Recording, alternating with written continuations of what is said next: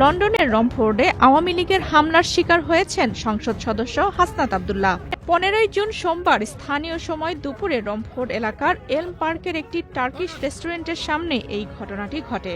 প্রত্যক্ষদর্শী। সম্মানিত ভিউয়ার্স, এইরকম অতর্কিত হামলা করা আসলেই খুবই নিন্দনীয় এবং দুষ্কৃতিকারের যে অপচেষ্টা তার নিখুঁত প্রমাণ।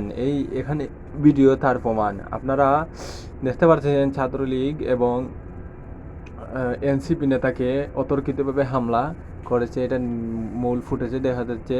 তো এরকম অতর্কিত হামলা শিকার প্রতিনিয়ত লন্ডনের মাটিতে এরকম হচ্ছে। তো এরকম হামলা আর যাতে না হয় তাই নিয়ে হাসনাত আব্দুল্লাহ ভাই অবশ্যই বাংলাদেশ পার্লামেন্টে এসে এই বিষয়ে একটু অবগত থাকবেন। আশা করি এইরকম অতর্কিত হামলা যাতে আর কারোর উপরে না হয়, এটার জন্য এইরকম বিষয়ের জন্য আমরা তীব্র নিন্দা জানাই এবং জনগণের সাপোর্ট অবশ্যই তিনি সবসময় পাবেন আশা করি।